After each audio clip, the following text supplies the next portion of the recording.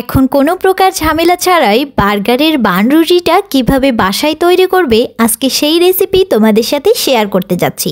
আশা করছি অন্য দিনের মতন আজকের রেসিপিও তোমাদের অনেকটাই ভালো লাগবে। পুরো ভিডিওটার সাথেই থাকো। চলো তাহলে এই মজাদার বার্গারের বান রেসিপিটা তোমাদের সাথে শেয়ার করে ফেলি।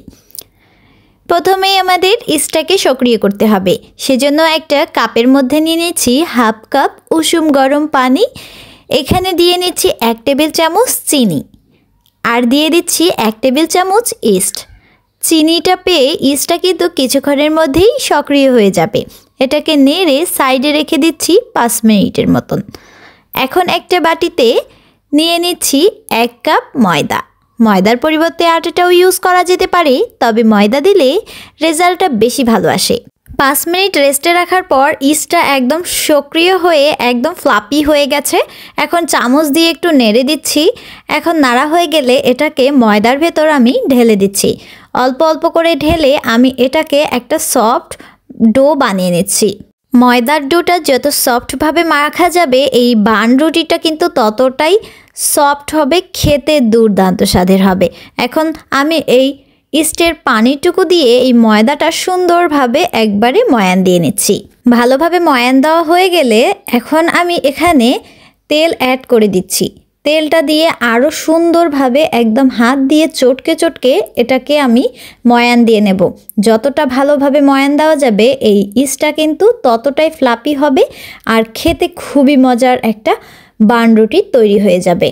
আমি হাত দিয়ে চটকে চটকে একবারে এটাকে মেখে নিচ্ছি। স্কিনে তোমরা সেটা দেখতেই পাচ্ছ। যত ভালোভাবে মাখা যাবে রুটিটা ততটাই ফুলবে, ততটা খেতে মজা লাগবে। মাখা হয়ে গেলে এখন একটা ঢাকনা দিয়ে এটাকে আমি রেস্টে রেখে দেব 2 ঘন্টা।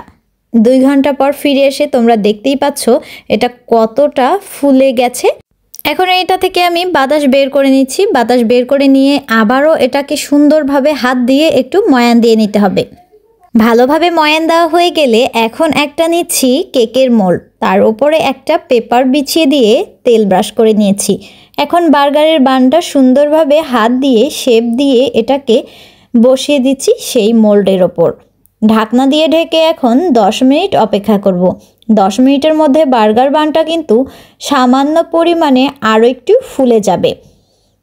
10 মিনিট পর ফিরে এসে এর ওপরে আমি একটু তিল ছিটিয়ে দিচ্ছি। কেউ চাইলে এখানে কিন্তু ডিমের কুসুমটা ব্রাশ করে নিতে পারো। সেক্ষেত্রে কিন্তু আরও একটা সুন্দর লালচে ভাব চলে আসবে, যেটা সচরাচর সব বার্গারে দেখা যায়। আমি আজ এই ডিমের কুসুমের অংশটা ব্রাশ করিনি বিধায় আমার বার্গারটা একটু ফিকে ফিকে লাগছিল, তবে পরে ভাবলাম যে দিলেই ভালো হতো। যাই হোক, আমার দেওয়া হয়নি, কিন্তু তোমরা চাইলে দিয়ে নিতে পারো।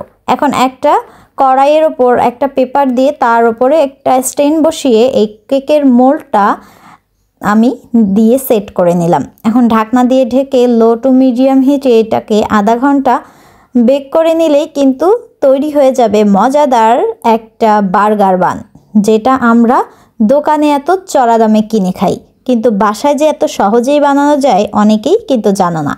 এভাবে খুব সহজে বাসায় বার্গার বানটা বানিয়ে রাখলে কিন্তু সচরাচর বাচ্চারা যখন খেতে আবদার করে হুট করে কিন্তু তাদেরকে একটা মজাদার বার্গারের রেসিপি তোমরা করে দিতে পারবে।